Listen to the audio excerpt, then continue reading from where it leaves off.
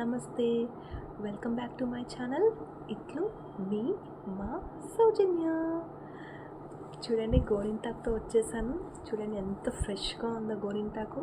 ఆషాఢ మాసం కదండి, గోరింటాకు ఖచ్చితంగా పెట్టుకోవాలి. ఆషాఢ మాసంలోనే ఎందుకు పెట్టుకుంటారు? మిగతా మాసాల్లో కూడా పెట్టుకోవచ్చు కదా.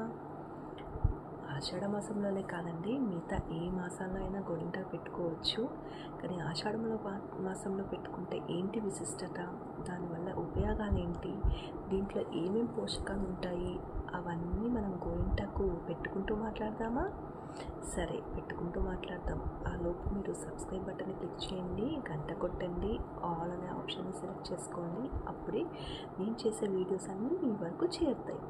సరే, మరి ఇవి రూపేసుకొని గోరింటాకు పెట్టుకుంటూ వీటి గురించి మాట్లాడుకుందామా? పద మరి. గోరింటాకే న్యాచురల్ కాబట్టి దీంట్లో నేను ఏమీ వేయట్లేదండి. అలాగే ఏమీ వేయకుండానే రుబ్బేస్తున్నాను. సో దాని న్యాచురాలిటీ అలాగే ఉంటుందని.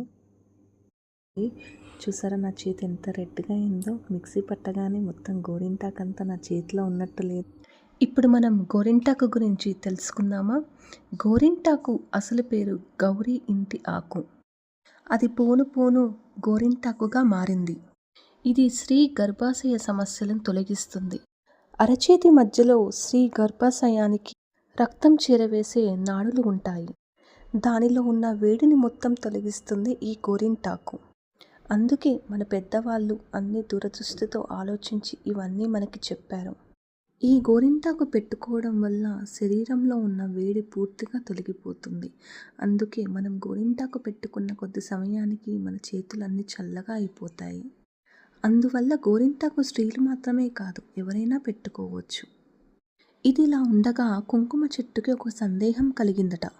స్త్రీలు నుదుటన కుంకుమకు బదులు గోరింటాకు పెట్టుకుంటే నా ప్రాధాన్యత పోతుంది కదా అని గౌరీదేవితో విలిపించిందట. అప్పుడు గౌరీదేవి గోరింటాకు నుదుటన పండదు అని చెప్పిందట. కావాలంటే మీరే చూడండి, గోరింటాకు నుదుటన పెట్టుకొని పండుతుందో లేదో. ఇప్పుడు గోరింటాకు ఆషాఢ మాసంలోనే పెట్టుకుంటే దాని ఉపయోగాలు ఏంటో తెలుసుకుందామా? ఎండాకాలం తర్వాత వచ్చేది ఈ ఆషాఢ మాసం. అందుకే ఎండాకాలంలో ఉన్న వేడిని పూర్తిగా తొలగిస్తుంది ఈ గోరింటాకు. మరియు వర్షాకాలంలో వర్షంలో తడిచి కాళ్ళు చేతుకున్న వేళ్ళు, వాటి గోర్లు చెడిపోతూ ఉంటాయి. అప్పుడు గోరింటాకు పెట్టుకుంటే ఆ సమస్య నుంచి బయటపడవచ్చు. గోర్లు పుచ్చిపోకుండా పగలకుండా కాపాడుతుంది ఈ గోరింటాకు. చాలామంది గోర్లు కాకుండా గోర్ల చుట్టూ పెట్టుకుంటారు ఈ గోరింటాకు.